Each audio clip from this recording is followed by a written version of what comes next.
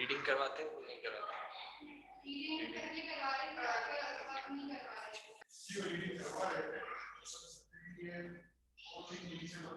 ٹھیک ہے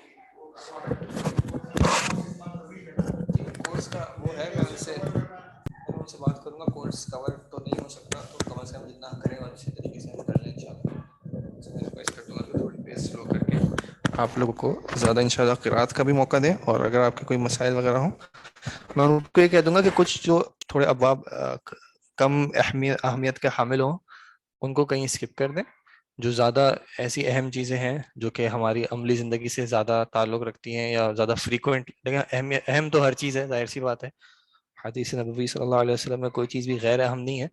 وہ صرف نسبی اہمیت ہے کہ کبھی ہماری زندگی میں کچھ چیزیں زیادہ ہوتی ہیں، کچھ چیزیں کم ہوتی ہیں. مثال کے طور پہ جیسے غلاموں کے حوالے سے جو قواعد وغیرہ ہیں اب وہ ہماری زندگی میں کم اپلائی ہوتے ہیں. اس لیے کچھ علماء تو اب پڑھاتے بھی مطلب کہتے ہیں ابھی آج کل یہ اپلائی نہیں ہو رہے، تو مطلب بنیادی طور پہ سمجھ، لیکن ان کی تفاصیل وغیرہ میں جانے کی ضرورت نہیں ہے. تو میں ان سے ریکویسٹ کر لوں گا کہ جو کچھ اس طرح کے باب ہیں جو زیادہ اہم ہیں ان کی تقدیم کر کے آپ لوگوں کو تھوڑا سا اسپیس بھلے سلو کر لیں، لیکن چیزیں اچھے طریقے سے کم از کم آپ کے اگر کوئی اشکالات سوال وغیرہ ہوں تو اس کو وہ زیادہ انٹرٹین کر لیں انشاءاللہ. اور ویسے آپ لوگ ٹیچر سے بھی خود بھی کہہ دیا کریں، کوئی مسئلے کی بات نہیں ہے انشاءاللہ. اچھا چلیں پھر انشاءاللہ میں بھی سفارش کر دیتا ہوں جس حد تک ممکن ہوتا.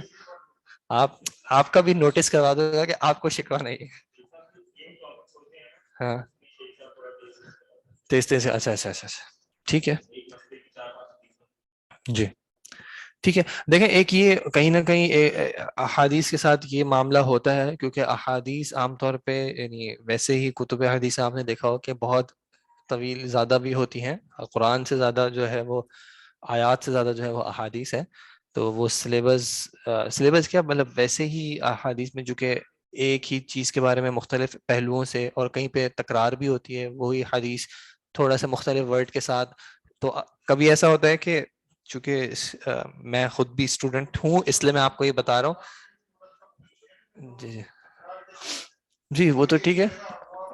جی اب مسئلہ ہوتا ہے میں اپنا بتا رہا ہوں کہ جہاں پہ میں جب پڑھ رہا ہوتا ہوں تو یہ ہوتا ہے کہ اگر استاد نے ایک منڈے کو چیز پڑھائی تھی تو تھرسڈے تک میں اس کو ریٹین نہیں کر پاتا، تو وہ فرائیڈے کو مجھے لگتا ہے کہ یہ کوئی نئی چیز تھی تو اس لیے مجھے سمجھ نہیں آ رہی، حالانکہ وہ منڈے کو اس سے ریلیٹڈ چیز پڑھ چکے ہوتے ہیں. استاد کو پتا ہوتا ہے، استاد کہتا ہے کہ منڈے کو تو پڑھی ہے، فرائیڈے تو کو چلا لیں گے اس کو.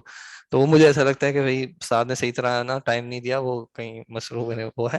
تو کبھی ایسا بھی ہو جاتا ہے، لیکن احادیث میں کیونکہ ایک سبجیکٹ چونکہ ویسے واسٹ ہوتا ہے تو کہیں نہ کہیں استاد کی کوشش ہوتی ہے کہ آگے بڑھے انشاءاللہ، تاکہ سلیبس سے مراد یہ کہ سلیبس اٹ سیلف کور کرنا امپورٹنٹ نہیں ہے، لیکن یہ کہ آپ کو احادیث کے حوالے سے علم زیادہ سے زیادہ ہو کہ احادیث میں اور کس کس طرح کی چیزیں مینشن کی گئی ہیں. اگر شرح کرتے ہیں تو آپ نے دیکھا ہوگا کہ ایک ایک حدیث کی بھی جو ہے وہ کتب میں شرح ہوئی ہوئی ہے. ٹھیک ہے، آپ جیسے ایک چھوٹی سی اگزامپل کہ جو اربعین نووی ہے 40 احادیث ہے ویسے تو، لیکن اس کی کتنی شروحات ہیں اور ایک ایک شرح پہ ایک ایک حدیث پہ کتنی شرح، لیکن کچھ احادیث تو ایسی ہیں کہ ایک حدیث کی شرح میں جو ہے پوری تو وہ شرح میں جائیں گے تو جی تو بس کوشش ان کو کرتے ہیں کہ تھوڑا سا وہ آپ لوگوں کو ریڈنگ زیادہ امپورٹنٹ ہے کہ آپ لوگوں کو ریڈنگ کا انشاءاللہ ٹائم دیں، اور اگر آپ کو کوئی سوالات وغیرہ ہو تو ان کو انٹرٹین کریں. آپ لوگوں نے ایک چیز کرنی ہے، یہ دیکھیں احادیث میں ایسا ہوتا ہے.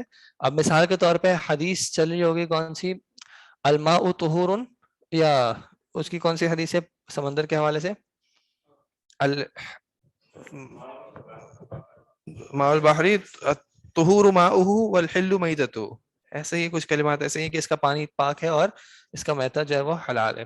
اب یہ جب حدیث ذکر ہوگی وضو کے حوالے سے تو پھر اسٹوڈنٹ کو یہ سوال نہیں کرنا چاہیے کہ کیا کیکڑا جائز ہے یا ناجائز ہے.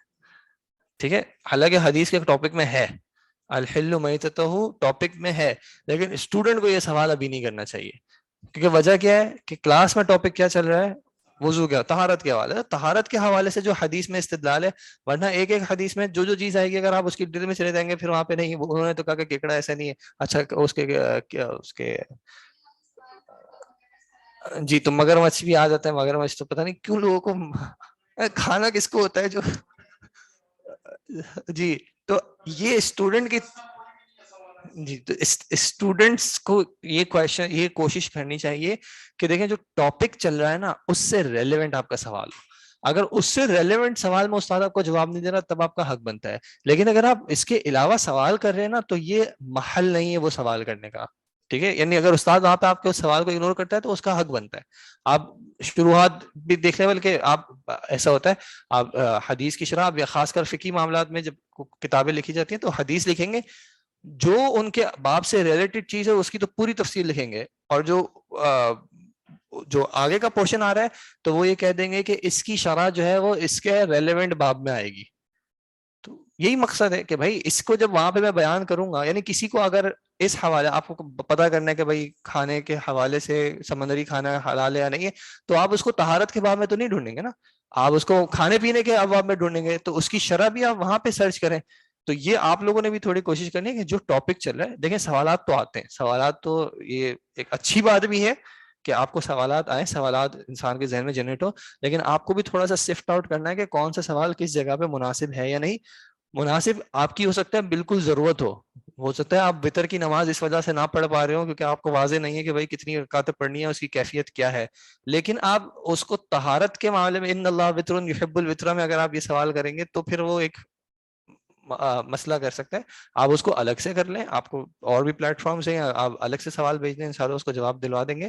تو آپ نے اپنی طرح سے یہ کوشش کرنی ہے کہ آپ کے جو سوالات ہیں وہ اس ریلیونٹ ٹاپک سے ہوں. چاہے حدیث میں کلمات آ رہے ہیں, آپ ادھر ادھر نہ جائیں, ورنہ نہیں ختم ہوگا کچھ بھی, ختم کیا کور ہی نہیں ہوگا.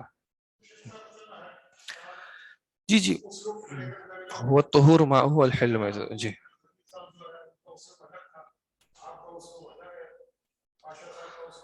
بالکل, یہ تو ہر انسان کا اسلوب الگ ہوتا ہے. کیا بدی کیا کریں جی ان کے تیزی سب میں وہ اصل میں ماشاء اللہ ایک نہیں شکوے کی بات نہیں, نہیں خدا نہ خاصہ یہاں پہ الحمدللہ جی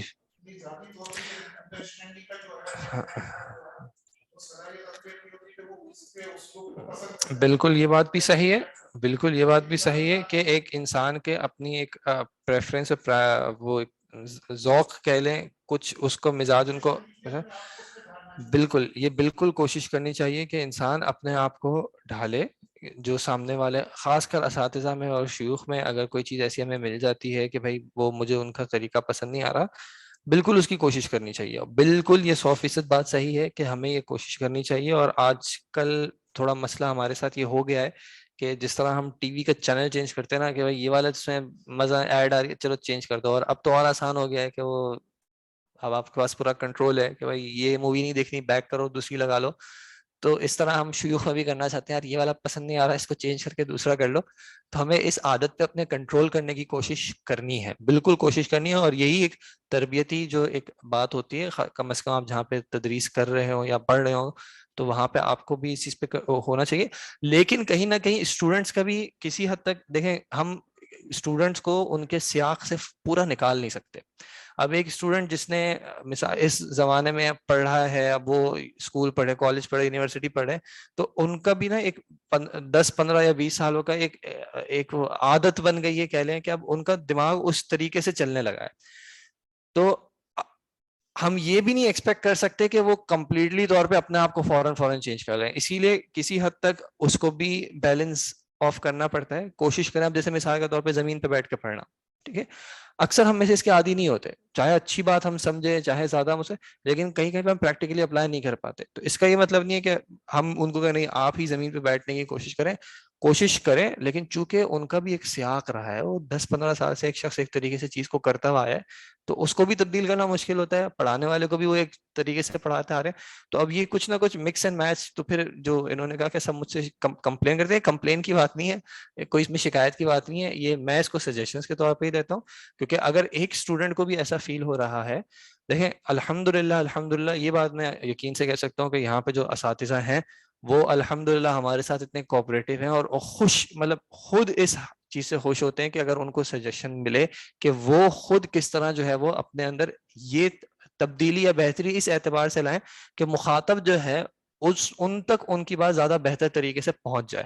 کیونکہ مطلوب تو یہی ہے نا, اگر میرے پاس بہت علم ہو لیکن میری بات کسی کو سمجھ میں نہ آتی ہو تو میرا پڑھانے کا فائدہ نہیں ہے. میرا پڑھنے کا فائدہ ہو سکتا ہے, میرا اور کسی چیز کا, لیکن میرا پڑھانے کا فائدہ نہیں ہے. پڑھانے کا فائدہ کب ہے؟ جب میرے اندر جو موجود ہے, میرے پاس جو ہے اللہ نے اگر کچھ دیا ہے, وہ میں سامنے والے کو اس طرح آسانی سے کمیونیکیٹ کر سکوں کہ اس کے ذہن میں یہ بات پہنچ جائے. تو یہ مطلوب ہے. اگر اس میں کوئی چیز بیریئر بن رہی ہے تو اس بیریئر کو ہمیں ریڈیوس کرنے کی کوشش کرنی ہے, چاہے وہ اس سائڈ سے کچھ ایفرٹ ہو, چاہے وہ اس سائڈ سے کچھ ایفرٹ ہو. الحمدللہ جو اسٹوڈنٹس, اگر آپ کمپلین کا ورڈ کہیں یا کچھ بھی کہیں, ان کے لیے یہ اعزاز کیا اور اللہ تعالیٰ نے ان کو ایک چنا ہوا ہے کہ وہ کم از کم باقاعدگی سے آ رہے ہیں. یہ بھی ایک بہت اچھی بات ہے. ورنہ لوگ کیا کرتے ہیں, یار یہ والا مزہ نہیں آ رہا, چھوڑو.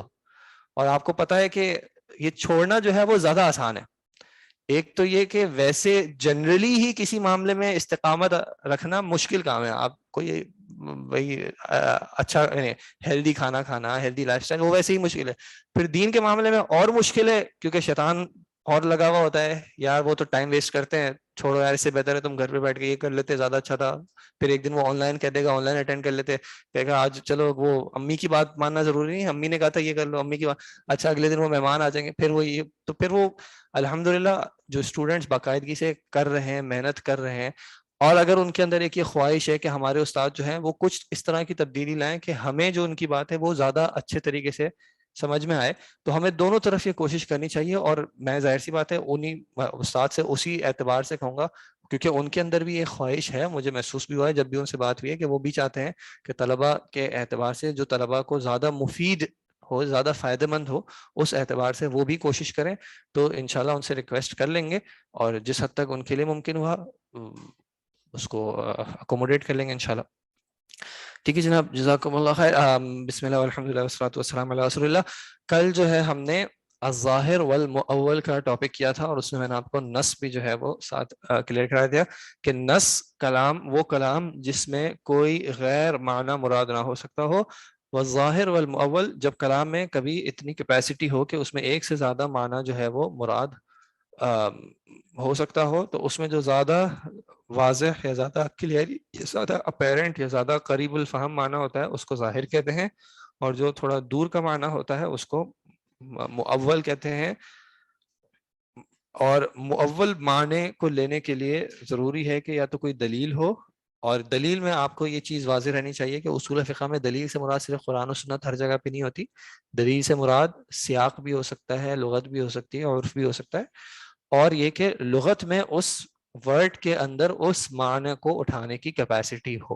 ٹھیک ہے, اب میں کرسی سے مراد اگر لیپ ٹاپ لے لوں تو یہ مراد شاید نہ ہو, لیکن میں کمپیوٹر سے مراد انسان کی ذہنی صلاحیت ہو, یہ ہم نے اگر استعمال کیا ہے تو یہ لغتاً اس کی جو ہے اجازت ہوگی.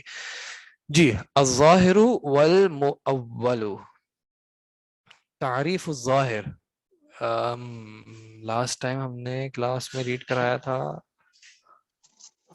السلام علیکم ورحمۃ اللہ. وعلیکم السلام ورحمۃ اللہ وبرکاتہ. تعریف الظاہری. الظاہر لغتاً بولیں گے سر؟ جی لغتاً الواضح والبین. ظاہر صحیح, لغت کے حساب سے واضح یا وہ جس کے بارے میں جو یعنی کلیئر, دونوں کا مطلب وہی ہے میرا خیال ہے, کلیئر. صحیح, جی بالکل. واصطلاحاً ما دل بنفسه على معنى راجح مع احتمال غیرہ, جو کہ ما دلیل دے دل بنفسه اپنے نفس سے ایسے معنی پر جو کہ راجح ہو لیکن احتمال کسی اور چیز کا بھی ہو. سر صحیح, ما احتمالی دل صحیح بنفس, جی, ما دل بنفسه على معنى راجح مع احتمال غیره. احتمال غیری. اچھا, جو دلالت احتمال کرے خود, بنفسه معنی خود, وہ خود دلالت کرے ایک راجح معنی میں جبکہ اس میں ایک دوسرے معنی کا احتمال موجود ہو. جی, سر معنن ہوگا معنن ہوگا, مثال ہو معنن ہوگا سر یا معنن ہوگا؟ آواز آ رہی ہے سر میری؟ سر میری آواز آ معنن رہی ہے؟ ہوگا کیونکہ اس کے آخر میں جو ہے یعنی یہ اس کا اعراب تقدیری ہے معنن کا، ٹھیک ہے، اچھا تو اس وجہ سے یہ معنن پڑھا جائے گا. اچھا. مثالہ قولہ صلی اللہ علیہ وسلم توضؤوا من لحوم الابل. مثال اس کی حضور صلی اللہ علیہ وسلم کا قول ہے توضؤوا تم وضو کرو من لحوم الابل لحوم یعنی گوشت کیمل کے گوشت سے. جی فإن الظاہر من المراد بالوضوء غسل الأعضاء الأربعة على الصفة الشرعية دون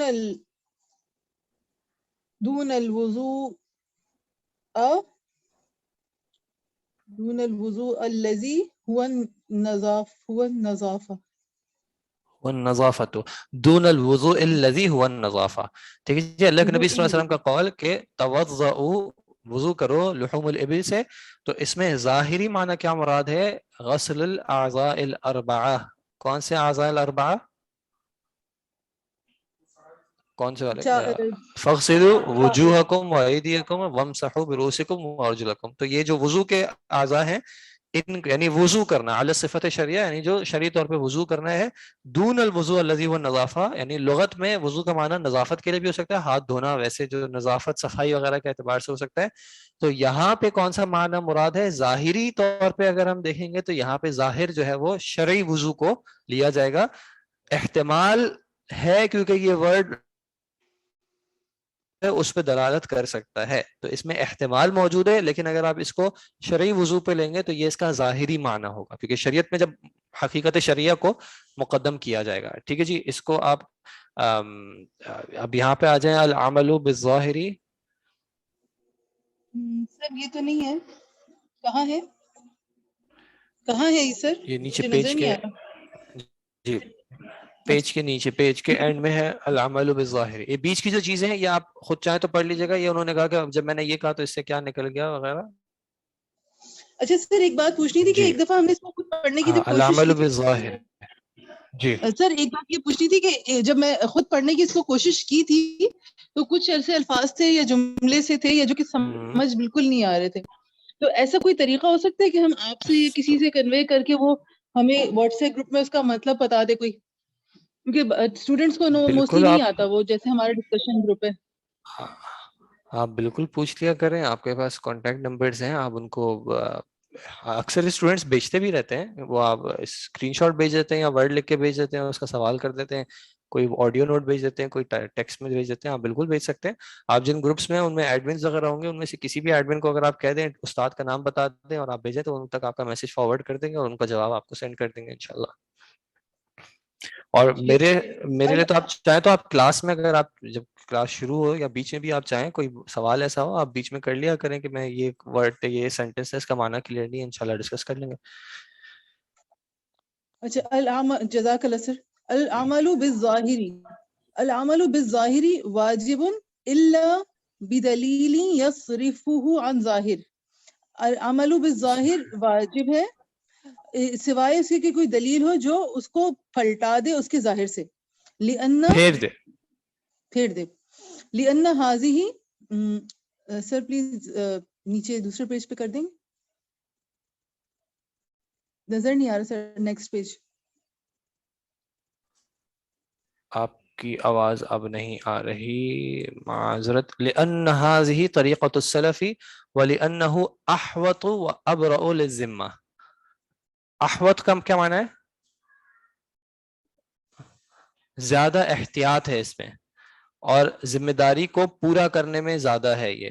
وَأَقْوَى فِي التَّعَبُّدِ وَالْإِنْقِيَادِ، اور عبادت کے اعتبار سے اور سبمیشن کے اعتبار سے زیادہ قوی ہے. یعنی مثال کے طور پہ اگر شریعت میں آئے کہ آپ بیٹھ جائیں تو اب بیٹھنے سے مراد آپ کچھ اور لیں کہ یعنی اپنی سپیڈ سلو کر لیں، یا اگر شخص ہے کہ نہیں بیٹھنے کا معنی ہے بیٹھنے کا لے رہا ہوں، تو اصل میں اسی کی شرح میں شیخ صاحب نے کہا کہ اگر آپ ظاہر پہ عمل کرتے ہیں نا، یعنی کوئی حدیث، یعنی ظاہر سے مراد یہ ظاہر سی بات ہے، اس کا جو سیاق ہے، ظاہر پہ عمل کر کے انسان کل کو اللہ تعالیٰ کے سامنے کہہ سکتا ہے کہ اللہ تعالیٰ ظاہری معنی یہی مراد تھا، مجھے یہ سمجھنا ہے، میں نے اس پہ عمل کر لیا. ٹھیک ہے، تو اس لیے شیخ صاحب کہہ رہے ہیں کہ یہ زیادہ احوط ہے، زیادہ احتیاط کا حامل ہے، کہ کل کو آپ اللہ تعالیٰ کو کیسے اللہ تعالیٰ یہ راجع بات، یعنی جو ظاہری معنی جو تھا میں نے اس پہ عمل کر لیا، اور اگر کوئی باطنی معنی تھا تو مجھے اس کا علم نہیں تھا، جب میرے پاس علم نہیں تھا تو میں اس پہ عمل نہیں کر سکتا، بجائے اس کے کہ میں اپنی طرف سے اس کا معنی نکالوں کہ بھائی چونکہ یہ تو مشکل ہے. اب مثال کے طور پہ ہم دیکھتے ہیں کہ آج کل کے زمانے میں قوم لوط کا جو فعل تھا، ٹھیک ہے، اب اس کو ری انٹرپریٹ کرتے ہیں اور کہتے ہیں کہ بھائی اس سے مراد جو تھی وہ ریپ تھا بجائے ہومو سیکشوالٹی کے.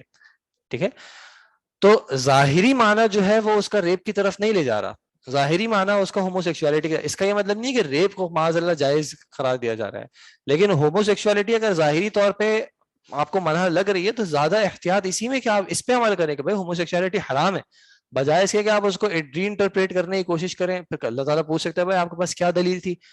بھائی وہ ویسٹرن یہ کہہ رہے تھے یا اس وقت یہی زیادہ ڈومیننٹ پارٹ تھی. نہیں، احتیاط شریعت کے اعتبار سے زیادہ احتیاط کی جو بات ہے اس پہ ہمیں زیادہ عمل کرنا ہے. کل کو ہم اللہ تعالیٰ جو کہا اقوی فی التعبد، کہ زیادہ عبادت کی بات یہ ہے، یعنی زیادہ عبادت کے اعتبار سے قوی بات یہ کہ جو ظاہری معنی ہے اگر آپ کے پاس کوئی دلیل نہیں ہے اس کو کسی اور معنی میں پھیرنے کی تو آپ ادھر ادھر کی تعویلات نہ کریں.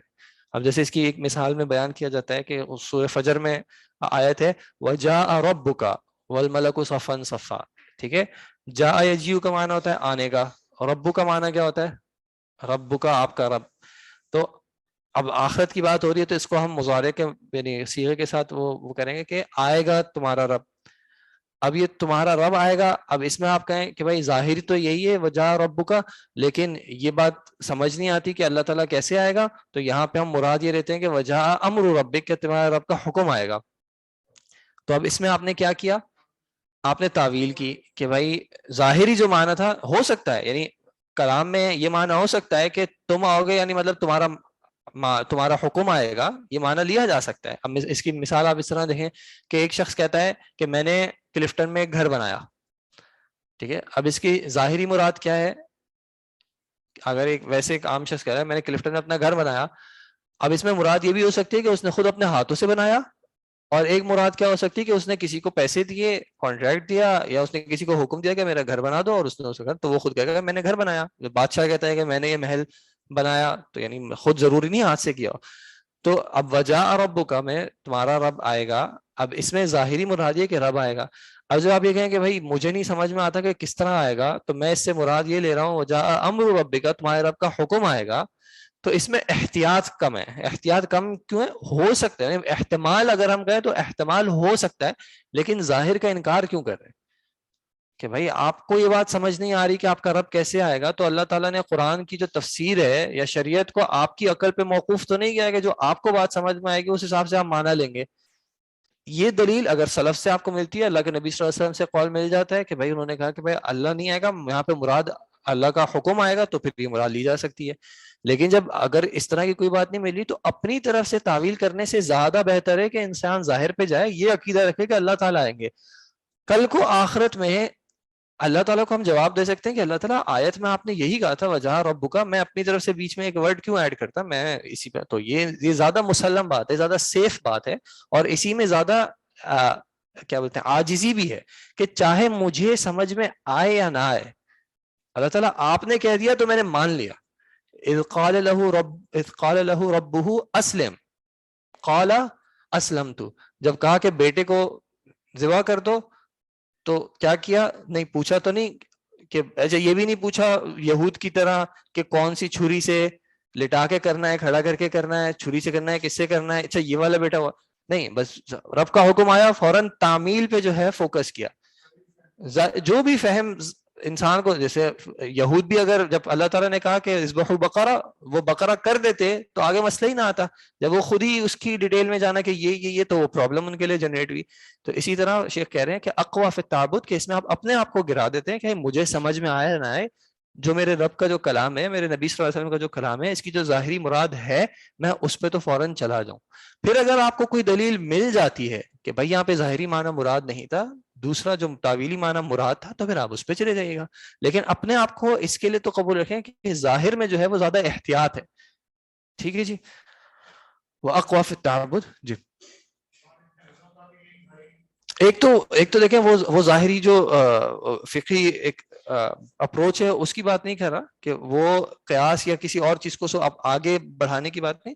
ہم معنی کے اعتبار سے دیکھ رہے ہیں کہ ظاہر پہ اگر عمل کر بھی رہے ہیں تو وہ زیادہ احتیاط کا حامل ہے. اب جیسے توضؤ من لحوم الابل ہے, اب اس میں ظاہری یہ کہ شرعی وضو کریں. اب اگر آپ کہتے ہیں کہ بھائی نظافت کا وضو تھا, اور اگر واقعتاً اللہ تعالیٰ کی یا نبی صلی اللہ علیہ وسلم کی مراد تھی کہ بھائی شرعی وضو کرنا ہے, تو پھر آپ آخرت میں کیا جواب دیں گے؟ کہ پھر آپ نے وہ جو نمازیں پڑھی اگر اونٹ کا گوشت کھانے کے بعد, تو پھر اس میں احتیاط کم ہے. زیادہ احتیاط کیا ہے کہ اگر ٹھیک ہے, اگر خدا نہ یعنی اگر مراد یہ بھی تھی کہ اپنے صرف ہاتھ دھونے ہیں, لیکن اگر آپ نے وضو کر لیا شرعی وضو, تو پھر بھی آپ زیادہ احتیاط پہ. ٹھیک ہے جی. جی جی اگر کوئی اور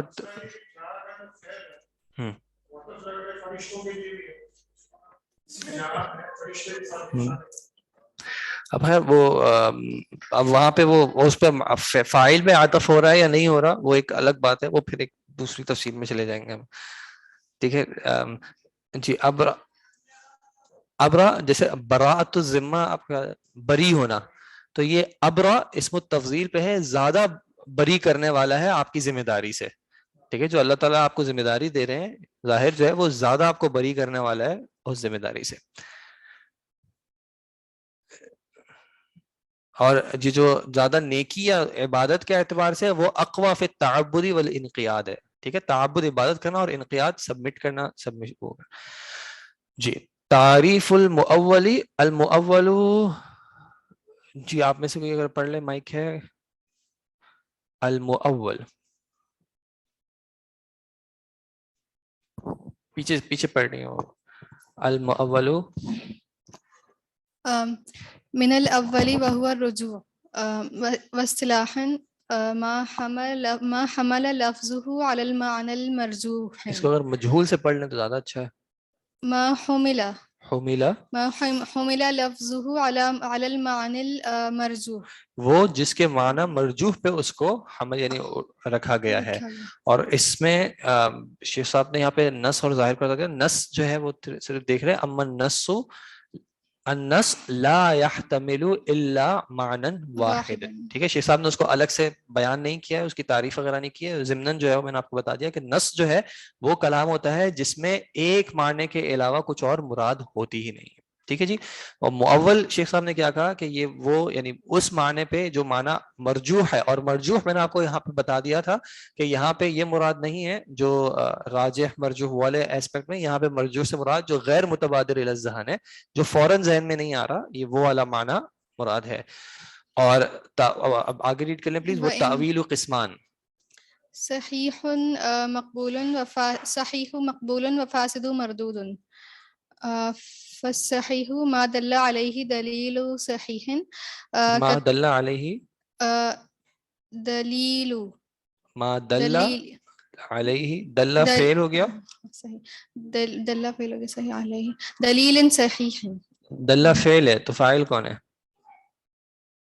ما دل علیہ جو دلالت کرے صحیح دلیل پر. نہیں, دلالت کرے اس پر. کون دلالت کرے؟ دلیل صحیح. دلیل صحیح. جی یعنی فصحیح تعویل وہ صحیح ہے جس پہ دلالت کرے کوئی صحیح دلیل. ٹھیک ہے, تو دلہ کا فاعل ہے دلیل صحیح. سر اس کا میننگ واپس سمجھا دیں, کیا آپ نے بتایا؟ تعویل جو ہے دو طرح کی ہے. ایک ہے صحیح مقبول یعنی جو ایکسیپٹ کی جائے گی صحیح, اور فاسد مردود فاسد جس کو رد کیا جائے گا. صحیح کون سی ہے؟ یہ وہ تعویل ہے جس پہ دلالت کرے کوئی صحیح دلیل, یعنی اس معنی کو لے جانے کے لیے آپ کے پاس کوئی صحیح دلیل موجود ہو. کا تعویل قولہ تعالی واسأل القریہ, جیسے کہ اللہ تعالیٰ کا جو قول ہے واسأل القریہ, اس کو اس معنی میں لے جانا. واسأل اہل القریہ, اس کو اس معنی میں لے جانا. دیکھیں ظاہری طور پہ ظاہر کیا تھا؟ واسأل القریہ کا ظاہر کیا تھا کہ بستی سے پوچھیں, یہ ظاہر ہے. واسأل القریہ کلام میں محذوف نہ نکالنا جو ہے وہ زیادہ اولا ہے, زیادہ ظاہر ہے, کیونکہ اگر ظاہر وہ بندہ اس کو مینشن کیا جاتا لیکن ہم اس کو اس معنی میں لے جا رہے ہیں کہ وصل اہل القریہ، تو ہم یہ اہل جو ہے وہ ٹیکنیکلی محذوف نکال رہے ہیں کلام میں کہ یہاں پہ یہ مراد تھی. ٹھیک ہے، تو یہ کیوں نکال رہے ہیں؟ لأن القریۃ نفسها لا يمكن توجیہ السوال الیہا، کہ قریہ فی ذات ہی اس سے سوال کرنا جو ہے یہ ممکن نہیں ہے. یعنی آپ یہ شخص معقول نہیں کہا جائے گا جو مثال کے طور پہ کراچی کے بارڈر پہ ہے اور کہے اے کراچی مجھے یہ بتاؤ. ٹھیک ہے، تو یہ چونکہ معقول نہیں سمجھا جائے گا، اس لیے اس دلیل کی وجہ سے وہاں پہ اس کو یہ مراد اگر آپ کہتے ہیں کہ وصل اہل القریہ، تو یہ معنی ظاہر نہیں ہے لیکن پھر بھی قابل قبول ہے. ٹھیک ہے، تو اس پہ آپ کو یہ فتویٰ نہیں ملے گا کہ انہوں نے جو ہے قرآن کی باطل تعویل کر دی ہے. ٹھیک ہے، والفاسد ما ليس عليه دليل صحيح كتأويل المعطلة قوله تعالى الرحمن على العرش استوى إلى معنى استوى استولى إلى معنى استولى، والصواب أن معناه العلو علو والاستقرار من غیر تکییف ولا تمثیل. صحیح. الفاسد، یہ تعویل فاسد کون سی ہوگی؟ جس کے لیے کوئی صحیح دلیل آپ کے پاس موجود نہ ہو. جیسے کہ معطلہ جو ہے وہ عقیدے کا ایک فرقہ ہے. ٹھیک ہے، تعطیل کرتے ہیں جو آپ لوگوں نے عقیدے میں، آپ لوگوں نے وہ چھوٹے سا کتابچہ جو ہے خذ عقیدتک وہ آپ نے پڑھا تھا. ٹھیک ہے، تو اس میں آپ کو شیخ حنین نے کچھ یہ اسماء و صفات کے حوالے سے کچھ بتایا تھا کہ وہاں پہ تعطیل کیا ہوتی ہے، تکییف کیا ہوتی ہے، تمثیل کیا ہوتی ہے، تفویض کیا ہوتی ہے. تو یہ اس حوالے سے بات ہے کہ اللہ تعالیٰ نے جو قرآن میں جو آیت کہی ہے الرحمن علی العرش استوى، اب اس میں جو کلمہ ہے استوا کا، ٹھیک ہے، اس سے ایک گروپ نے مراد کیا لیا، انہوں نے اس کی تعویل کی الی معنی استولا. استولا کا معنی ہوتا ہے غالب ہو جانا، قدرت پا لینا. ٹھیک ہے، تو انہوں نے اس آیت کی کیا تفسیر کی کہ رحمان عرش پر غالب ہوا.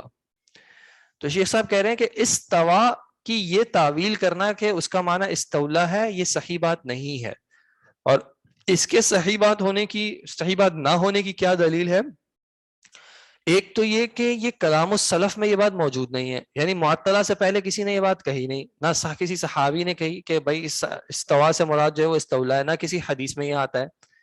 دوسرا یہ کہ میں نے آپ کو کہا تھا کہ یا دلیل ہو یا پھر لغت میں اس کا جو ہے وہ یہ ایک پہلو موجود ہو.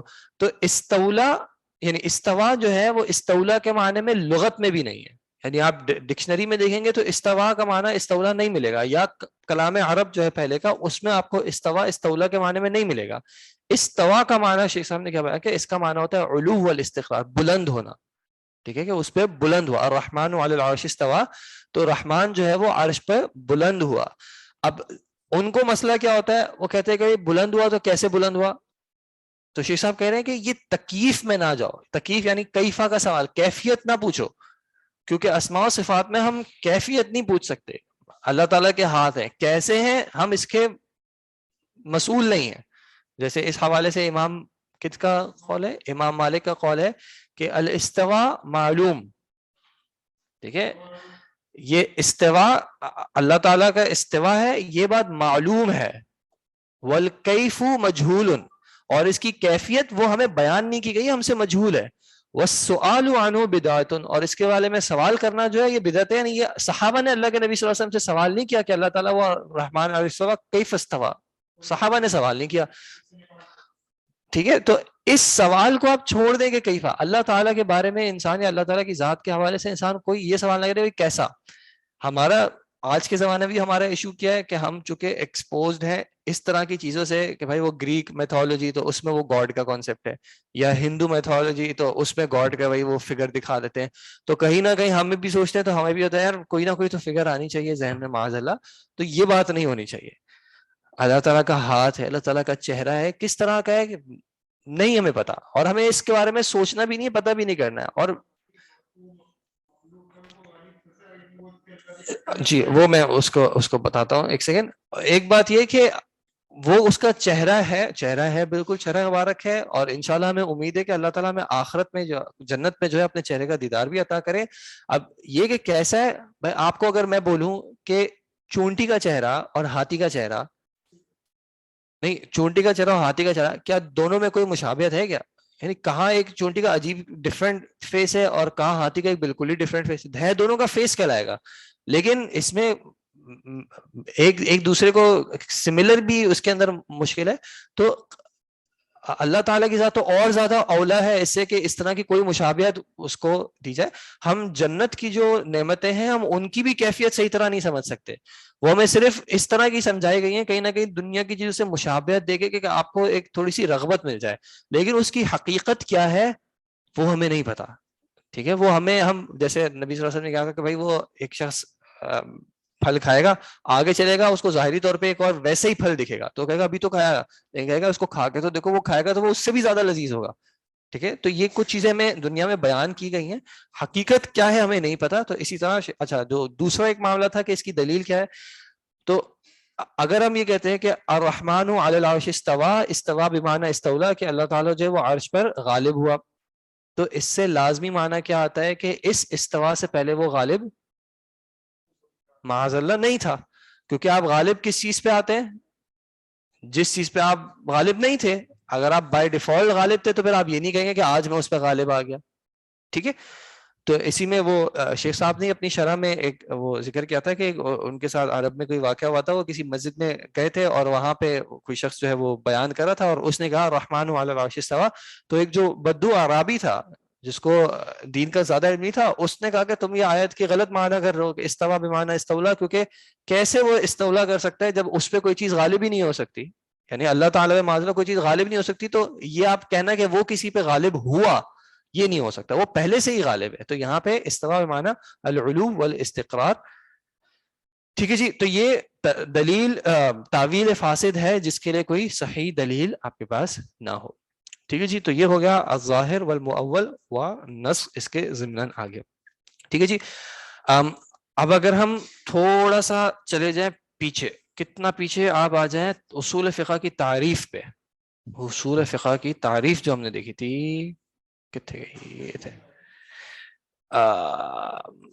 جی پہلے چیپٹر میں تھی، پیج نمبر ہے میرے پاس 8، 7 نہیں، 7 تو اس کی ہے وہ فقہ کی وہ والی تعریف ہے جو آپ پیج 8 پہ دیکھیں. علم يبحث عن عدلة الفقه الإجمالية وكيفية الاستفادة منها. یہ والی بات مل گئی.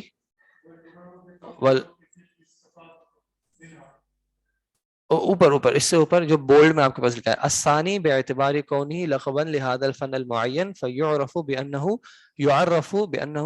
علم يبحث عن عدلة الفقه الإجمالية وكيفية الاستفادة منها. ٹھیک ہے، کہ ادلہ سے استفادے کی کیفیت کیا ہوتی ہے. تو یہ جو کچھ ابواب گزرے ہیں یہ اس حوالے سے گزرے ہیں کہ کلام جو ہے اس سے استفادہ کیسے کرنا ہے. تو اب اس کلام کو وہ مجمل ہے، مبین ہے، ظاہر ہے، مؤول ہے، یہ شیخ صاحب نے اس کے حوالے سے تھوڑی سی بات کی ہے. ٹھیک ہے، کہ کیفیت الاستفادہ، کہ اس کلمات سے استفادہ کس طرح کرنا ہے، کہ اس سے آپ نے وجوب کا معنی لینا ہے، امر ہے تو وجوب کا معنی لینا ہے، نہیں ہے تحریم کا معنی لینا ہے وغیرہ. پھر اسی طرح مؤول، ظاہر، یہ والی جو باتیں کی، مطلق ہے، مقید ہے.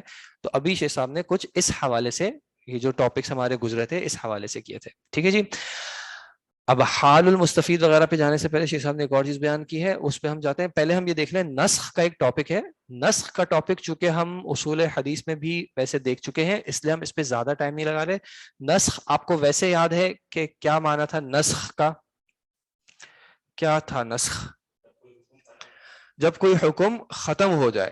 رفع حکم شرعی، شریعت یا شارع جو ہے ایک حکم دیا پہلے، اس کے بعد اس حکم کو تبدیل کر دیا، یا اس حکم کو کمپلیٹلی ہٹا دیا، یا اس کی جگہ پہ کوئی دوسرا حکم دے دیا. ٹھیک ہے، یہ پروسیس کہہ رہا تھا، یہ جو ہے یہ ہے نسخ. یہاں پہ اصطلاحاً اگر آپ دیکھ لیں رفع حکم او رفع حکم دلیل شرعی او لفظه بدلیل من الکتاب والسنہ، کہ یا تو کوئی حکم یا پھر اس کی دلیل جو ہے شرعی اس کو یا اس کے لفظ کو اللہ تعالیٰ ختم کر دے کسی اور اس سے، یعنی کتاب یا سنت میں سے کوئی اور دلیل آ جائے. ٹھیک ہے، بیسک بات کیا تھی کہ اللہ تعالیٰ نے پہلے حکم دیا، پھر اس حکم کو چینج کر دیا, تبدیل کر دیا. کہ جیسے کوئی آیت ذہن میں, جیسے مثال کے طور پہ اللہ تعالیٰ نے پہلے کسی چیز کا حکم دیا, آیت المصابرہ کہلاتی ہے سورہ انفال کی جو آخر, کہ اگر تم 10 ہو تو تم ان کے 100 پہ بھاری ہو, تم 100 ہو تو ان کے 1000 پہ بھاری ہو. پھر اللہ تعالیٰ نے کیا کہا, الآن یخفف اللہ عنکم, اب اللہ تم پہ تخفیف کر رہا ہے, کیونکہ اللہ تعالیٰ نے تم میں کمزوری ظاہر کر دی ہے کہ تم کمزور ہو, نہیں اس کی استطاعت رکھو گے آگے, تو اب تمہارے جو ڈبل ہے, تم 100 ہو تو 200 پہ بھاری ہو, 1000 ہو تو 2000 پہ بھاری ہو. تو پچھلے حکم کو ختم کر دیا, دوسرا حکم دے دیا. ٹھیک ہے. پھر اسی طرح جو رضاعت والی بات ہے کہ پہلے جو ہے کچھ رضاعت تھی, پھر اس کو تبدیل کر دیا. ٹھیک ہے. تو چونکہ قرآن میں اللہ تعالیٰ نے خود کہا ہوا ہے, ما ننسخ من آیت او ننسیہا نأتی بخیر منہا او مثلیہا, کہ ہم یا اس سے بہتر لے آتے ہیں, اس کی مثل لے آتے ہیں. تو نسخ جو ہے وہ قرآن سے ثابت ہے کہ اللہ تعالیٰ نے اپنے احکامات دیے اور پھر ان میں کچھ تبدیلی کر لی. اب یہ جو تبدیلی ہے یہ اللہ تعالیٰ نے 3 طریقوں سے کی ہے. 3 طریقوں کا کیا مطلب ہے, یعنی 3 ہمیں دکھتی ہیں کہ 3 اس کے ظاہر طریقے ہیں. یہ پیج 52 پہ اگر آپ دیکھیں, نہیں پیج 52 نہیں, سوری, کتنے اقسام النسخ ہے, پیج 54 پہ, پیج 54 پہ اقسام النسخ کے نام سے, کہ نسخ کتنی قسم کا ہے. تو اس میں شیخ صاحب نے بتایا کہ کبھی ایسا ہوا ہے کہ اللہ تعالیٰ نے لفظ باقی رہنے دیا ہے شریعت میں اور اس کا حکم ختم کر دیا ہے. یعنی کلام میں, قرآن میں اللہ تعالیٰ نے وہ آیات کو رہنے دیا, لیکن اب اس پہ ہم عمل نہیں کرتے. ٹھیک ہے. آیات قرآن میں موجود ہے, اس پہ عمل نہیں ہوتا. جو میں نے ابھی آپ کو اگزامپل دی کہ مصابرہ کی جو آیت ہے, اِن منکم 20 صابرون, اگر تم میں سے 20 ہوں تو وہ ان کے 200 پہ بھاری ہوں گے, 10 ٹائمز پہ. اب اس آیت پہ عمل نہیں ہوتا, بلکہ اس کے بعد اللہ تعالیٰ نے خود آیت دیتی الآن خفف اللہ عنکم. ٹھیک ہے. تو پھر اس آیت پہ عمل ہوتا ہے. تو کبھی ایسا ہے کہ حکم ختم ہو گیا ہے, آیت یا الفاظ باقی ہیں, تلاوت باقی ہے, تو اس کا ثواب ہمیں ہی ہے. کیوں ثواب ہمیں ہے؟ کہ ہم اس کی قرات کریں گے تو ہمیں ثواب ملے گا, اگر وہ آیت کم ہو جاتی تو ہمیں ثواب کم ملتا. ٹھیک ہے. یا دوسری ایک بات یہ کہ ہمیں یہ پتا چلتا ہے کہ اللہ تعالیٰ نے پہلے حکم ڈیفرنٹ دیا تھا, اب ہم سے کیا کر دی, تخفیف کر دی. اب آپ کو پتا چلے کہ آپ کو 5 اسائنمنٹس کرنے تھے, پھر آپ کو پتا چلے کہ آپ کو صرف 2 کرنے ہیں, تو وہ جو خوشی کی ایک لہر ہوگی. تو اس طرح اللہ تعالیٰ نے پہلے صحابہ پہ ایک زیادہ, ایک ریلیٹیولی بھاری حکم تھا, وہ اس کے استطاعت کے حامل تھے. ہم اب چونکہ کمزور ہیں تو ہمیں آسانی ہے کہ ہمارے لیے اللہ تعالیٰ نے تخفیف کر دی. ٹھیک ہے. دوسری کیا قسم ہے, ما نسخ لفظہ و بقی حکمہ, کہ اللہ تعالیٰ نے اس کے الفاظ ختم کر دیے لیکن اس کا حکم باقی رکھا. اور اس کی ایگزامپل شیخ صاحب نے دی کہ آیت الرجم, جی, زنا کے اس میں اگر زنا کرنے والا شادی شدہ ہو تو اس کو رجم کیا جاتا ہے. یہ صحابہ کہتے ہیں کہ یہ پہلے آیت تھی قرآن میں, اور اس کے کچھ کلمات بھی کسی نے ذکر کیے کہ الشیخ و شیخوغۃ اذا زنیا, تو لیکن اب وہ الفاظ قرآن سے ختم کر دیے گئے ہیں لیکن وہ حکم باقی ہے. اور وہ حکم ہمیں کہاں سے ملتا ہے, ہمیں احادیث نبویہ میں سے ملتا ہے. تو اس میں کہیں نہ کہیں ہمارا یہ ایمان ٹیسٹ ہوتا ہے کہ بھائی قرآن پہ تو ایمان لا رہے ہو, لیکن کیا حدیث پہ ایمان لا رہے ہو یا نہیں لا رہے ہو. کیونکہ اگر حدیث پہ, اللہ کے نبی صلی اللہ علیہ وسلم پہ ایمان نہیں لا رہے تو پھر آپ قرآن پہ بھی مکمل طریقے سے ایمان نہیں لا سکتے. ٹھیک ہے. اور اسی میں آپ کو فرق میں بھی ایک اظہار ہو جاتا ہے کہ کون سے وہ فرق ہیں جو گمراہی پہ ہیں, جو کہتے ہیں ہمیں صرف قرآن ہمارے لیے کافی ہے, اور وہ احادیث پہ, یعنی کہتے ہیں قرآن میں سے دکھائیں تو ہم ثابت کریں گے. اللہ کے نبی صلی اللہ علیہ وسلم نے بتا دیا تھا کہ بھائی ایک ٹائم آئے گا کہ تم سے لوگ کہیں گے کہ قرآن میں ہے تو ہمیں دکھاؤ, اور قرآن میں نہیں ہے تو ہم نہیں مانیں گے. تو یہ معذر اللہ تعالیٰ نے الحمدللہ ہمیں اس فتنے سے یعنی یہ کچھ اللہ تعالیٰ نے ٹیسٹ اپنی شریعت میں رکھے کہ بھائی میری بات تو مان رہے ہو, کیا میری یہ بات بھی مانو گے کہ میرے نبی کی بات مانو یا نہیں مان رہے. ٹھیک ہے. کیونکہ اگر میری یہ بات نہیں مان رہے کہ میرے نبی کی بات مانو تو میری بات نہیں مان رہے. اور اس کا پروف کون ہے, یہود و نصارہ, کہ وہ کہتے ہیں کہ وہ میری بات مان رہے ہیں لیکن وہ میری یہ بات نہیں مانتے کہ میرے نبی, یہ والے نبی کو اب مانو, وہ اس پہ اپنی ڈٹائی پہ آ گئے. تو اگر تم بھی اسی طرح کرو گے تو پھر تم بھی, اس کا مطلب ہے کہ میری بات نہیں مان رہے. جی. تیسرا الثالث ما نسخ حکمہ و لفظہ, کہ حکم بھی ختم ہو گیا اور الفاظ بھی ختم ہو گئے. شریعت میں پہلے اس کے حکم الفاظ بھی تھے اور حکم بھی تھا, لیکن پھر حکم بھی ختم ہو گیا اور الفاظ بھی ختم ہو گئے. اور اس کی شیخ صاحب نے ایگزامپل دی کہ رضاعت کے حوالے سے 10 رضاعت کا پہلے حکم تھا. میرے خیال میں عائشہ رضی اللہ عنہ کی حدیث رضی اللہ عنہا کی حدیث سے ثابت ہے کہ وہ کہتی ہے کہ پہلے جو ہے وہ 10 رضاعت کا حکم تھا, یعنی رضاعت ثابت ہوگی 10 بار دودھ پلانے سے, لیکن پھر اس حکم کو ختم کر دیا گیا 5 سے, اور وہ 5 جو ہے وہ ثابت ہے, 10 والی آیت بھی ختم ہو گئی اور اس کا حکم بھی, یعنی اس پہ عمل بھی نہیں ہے. تو نسخ شیخ صاحب نے بیان کیا کہ نسخ جو ہے وہ شریعت میں 3 طریقوں سے ہے یا 3 اعتبارات سے ظاہر ہوتا ہے. کبھی ایسا ہے کہ اس کے الفاظ باقی رکھیں لیکن اس پہ عمل نہیں ہوگا, کبھی ایسا ہے کہ الفاظ نہیں رکھے لیکن عمل رکھا ہے, اور کبھی ایسا ہے کہ دونوں کو ختم کر دیا ہے. ٹھیک ہے, تو یہ 3 طریقوں سے نسخ ثابت ہے. پھر یہ کہ یہ خیر ایک مانوی بات ہے, تو اس کو میں کتاب میں آپ کو نہیں بتا رہا کہ دیکھیں نسخ کس طرح کی چیز میں ہو سکتا ہے. کیا اس چیز میں ہو سکتا ہے کہ مثال کے طور پہ کہیں پہ اللہ تعالیٰ کہیں کہ اللہ کی ایک ہی ذات ہے اور پھر اس بات کو اللہ تعالیٰ نسخ کر دیں؟ ایسا نہیں ہو سکتا. تو جو مسلمہ شریعت کے قواعد ہیں یا عقائد ہیں اس میں کسی طرح کا نسخ نہیں ہوتا. ٹھیک ہے, نسخ کا تعلق ہوتا ہے احکامات سے. ٹھیک ہے, اور وہ بھی ان احکامات میں جن میں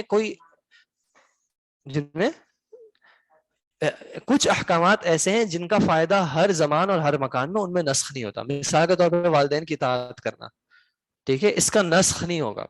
لیکن وہ چیزیں جن کا اللہ تعالیٰ کی ذات سے تعلق ہے, بھائی اب آپ بتائیں 5 رضاعت اور 6 رضاعت میں کیا فرق ہے, یا 5 اور 4 میں کیا فرق ہے, 5 کیوں, 4 کیوں نہیں, یا 6 کیوں نہیں. تو اس طرح کے جو احکامات ہیں جن میں اللہ تعالیٰ کا اپنا ایک حق تھا, اللہ تعالیٰ نے کبھی اس حق کو آگے پیچھے تبدیل کر دیا, وہ اللہ تعالیٰ کی مرضی ہے. تو جہاں پہ شریعت نے کچھ اخبار دیے, اخبار یعنی آپ کو انفارمیشن نیوز دی ہے, اس میں کسی طرح کا نسخ نہیں ہوتا. ٹھیک ہے, نہ عقائد کے حوالے سے, یا یہ کہ بھائی پہلے اللہ تعالیٰ نے کہا تھا کہ بھائی قیامت اس وقت قائم ہوگی پھر چینج کر دے گا, نہیں اس طرح نہیں, ایسے نہیں.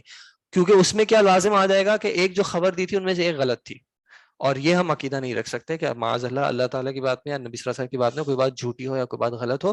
تو اخبار میں نسخ, یہ جو احکامات ہیں ان میں کچھ چیزوں میں نسخ ہے, اور نسخ ویسے کوئی بہت زیادہ ایسا بھی نہیں ہے کہ بہت کامن ہے کہ بہت ساری چیزوں میں نسخ ہو. بہت کچھ ہی معاملات ایسے ہیں جن میں اس طرح کا نسخ ہے, اور کچھ کو تو موقف ہے کہ اس کو وہ نسخ سے تعبیر بھی نہیں کرتے, وہ اس کے لیے دوسرا ورڈ کہہ دیتے ہیں. جیسے کہیں پہ ہم نے دیکھا کہ وہ عام اور خاص کا جو کانسیپٹ ہے وہ کہتے ہیں کہ بھائی وہ عام تھا پہلے وہ خاص ہو گیا, یا پہلے وہ مطلق تھا پھر وہ مقید ہو گیا. ٹھیک ہے, اور کچھ ایسے ہیں جو ہر دوسری چیز میں نسخ ڈال دیتے ہیں کہ بھائی یہ اگر یہ بات تھی مثال کے طور پہ پہلے کہا تھا کہ 5 لوگ, اب کہا 6 لوگ, تو 5 والا حکم نسخ ہو گیا ہے.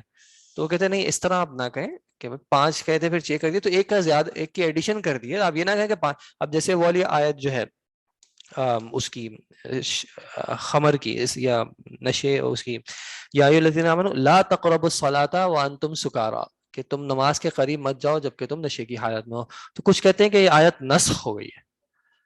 کس آیت سے نسخ ہو گئی ہے؟ پہلے کیا حکم آیا تھا, یسألونک عن الخمر والمیسر, کہ وہ آپ سے سوال کرتے ہیں شراب اور جوئے کے بارے میں, تو آپ ان کو کیا کہتے ہیں, فیما اسم کبیر ومنافع للناس واسمہما اکبر, کہ اس میں کچھ فائدہ بھی ہے, نقصان ہے, گناہ بھی ہے, لیکن کچھ فائدہ بھی ہے, لیکن فائدہ چونکہ کم ہے نقصان زیادہ ہے, اس وجہ سے اس سے تم دور رہو.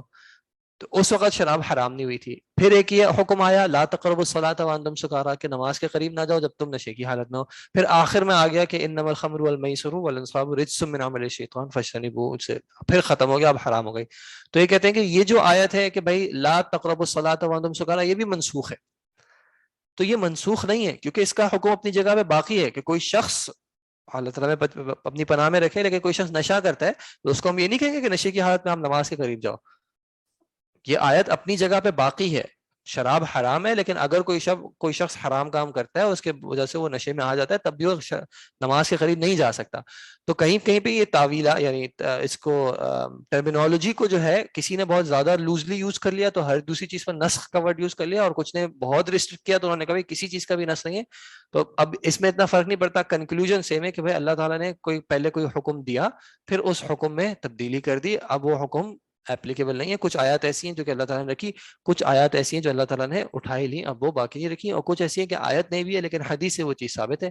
مثال کے طور پہ رجم کرنا جو ہے, وہ اگر شادی شدہ میل یا فیمیل ہو اور زنا ملوث ہوتے ہیں اور ان پہ بینات قائم ہو جاتے ہیں تو ان کا رجم کیا جائے گا, چاہے ہمیں رجم کی آیت قرآن میں نہیں ملتی, لیکن حدیث میں یہ معاملہ ثابت ہے. اور ہمیں یہ صحابہ نے بتایا کہ پہلے اس کی آیات نازل کی گئی تھیں پھر ان کو ختم کر دیا گیا تھا. یہاں نیند غالب ہونے کا معاملہ لے سکتے ہیں کس طرح, اور یہاں اوقان حبل کس کا معاملہ کہہ رہی ہیں؟ تو آپ کا سوال مجھے معذرت ظاہر نہیں, اور آپ کا سوال ذرا بتا دیجیے گا. اچھا, پھر دوسری یہ کہ نسخ ہم نے دیکھا تھا پچھلی بار اصول حدیث میں کہ نسخ کس طرح ثابت ہوتا ہے.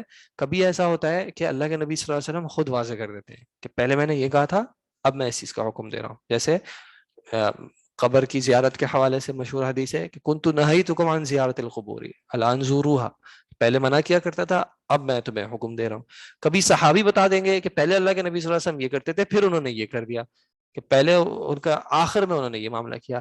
پھر کبھی ایسا ہوگا کہ آپ کو تاریخ سے پتہ چلے گا کہ پہلے ایک یہ حکم آیا تھا, پھر یہ حکم آ گیا جو کہ متأخر ہے, جو دیر سے آیا ہے, یعنی تاریخ میں بعد ہے. جیسے متع کے احادیث ہے کہ پہلے متع جائز تھا, پھر اس کی حرمت آ گئی, تو جو بعد والے حکم ہے اس پہ عمل کیا جائے گا. جی بالکل ٹھیک ہے. تو کبھی ہو سکتا ہے کہ نبی صلی اللہ علیہ وسلم کے کلمات سے خود پتہ چل جائے, کبھی ہو سکتا ہے کہ صحابی کے سے پتہ چل جائے, کبھی ہو سکتا ہے تاریخ کا علم, جب تعارض کسی طرح کا ہوگا تو آپ کو تاریخ کا علم ہوگا, تو آپ متقدم جو ہے اس کو منسوخ مانیں گے, یعنی جو پہلے آیا تھا وہ منسوخ ہو جائے گا, جو متأخر ہے بعد میں آئی ہے آیت حدیث وہ قائم رہے گی, ناسخ رہے گی. یا پھر اگر اجماع ہو اس چیز پہ کہ یہ آیت یا یہ حدیث جو ہے منسوخ تھی, تو اس پہ یعنی اس پہ نسخ کا حکم ہوگا. ٹھیک ہے. اور یہ میں نے آپ کو اس وقت بتایا تھا کہ اجماع جو ہے وہ نسخ کرتا نہیں ہے, یعنی ایسا نہیں ہو سکتا کہ آج ہم سب جمع ہو جاؤ کہیں کہ یہ آیت منسوخ ہے. ٹھیک ہے. اجماع پرانا ہے, جو اجماع ہے وہ صرف اس چیز پہ دلالت کرتا ہے کہ اس چیز پہ عمل نہیں کیا جاتا تھا, یعنی یہ حکم منسوخ ہو چکا تھا. ٹھیک ہے جی. تو نسخ کے حوالے سے ہم اتنا انشاءاللہ کافی ہے. بس آخر میں آپ چاہیں تو یہ اچھی بات ہے, اگر آپ پتہ کریں پیج نمبر 56 پہ اگر آئیں, یہ ویسے ہی آپ کو بتا رہا ہوں, اس کا اصول فقہ سے اتنا تعلق نہیں ہے, یعنی اس میں کوئی اصولی بات نہیں ہے, یہ صرف شیخ صاحب نے بیچ میں ایک ضمن مینشن کیا ہے حکمت النسخ.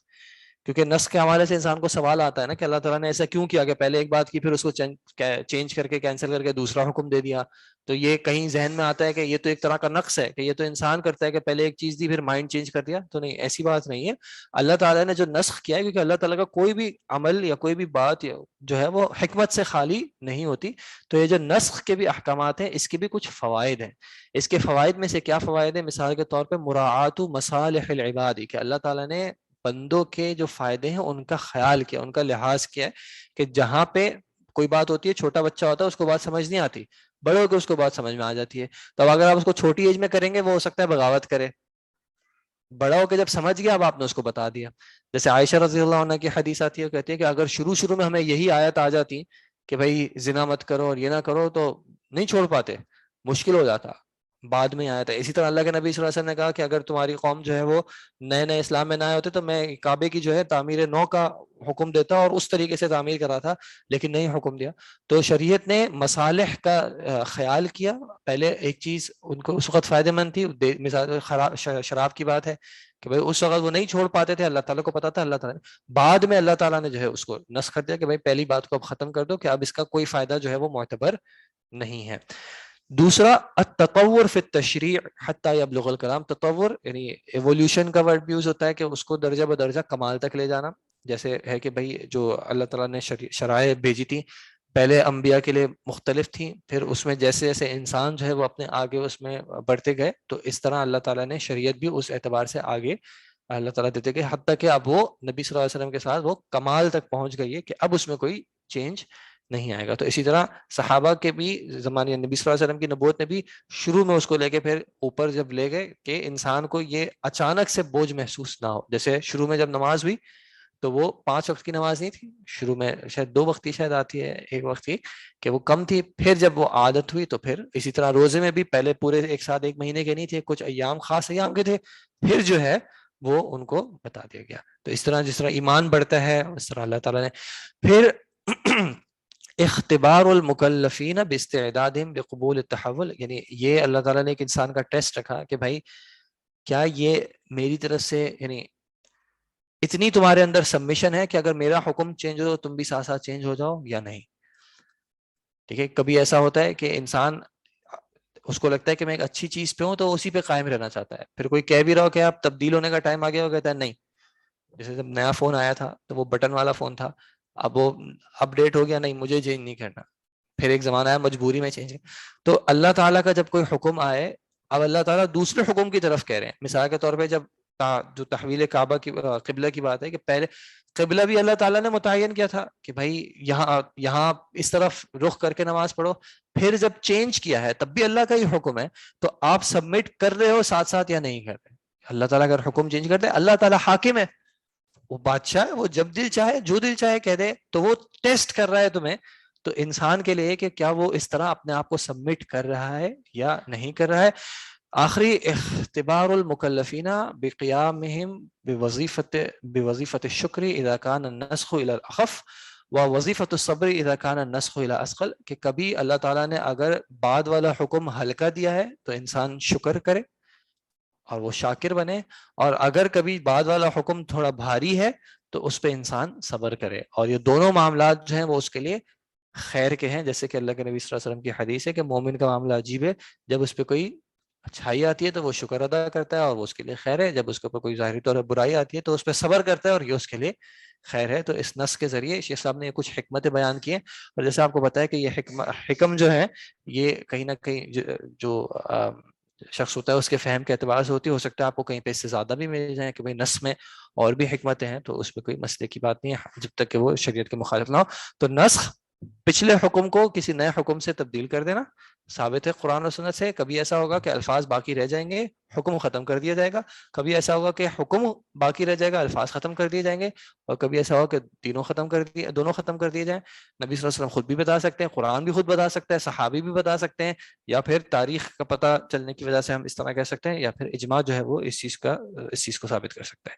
ٹھیک ہے جی. اگلا جو ہمارا ٹاپک ہے الاخبار، آپ سے گزارش ہے کہ آپ ذرا سا اس کو ویسے ہی سرسری طور پہ ریویو کیجیے گا، اور آپ مجھے نیکسٹ کلاس میں بتائے گا کہ ہم اصول فقہ میں اس ٹاپک کو کیوں نہیں پڑھیں گے. ٹھیک ہے جی.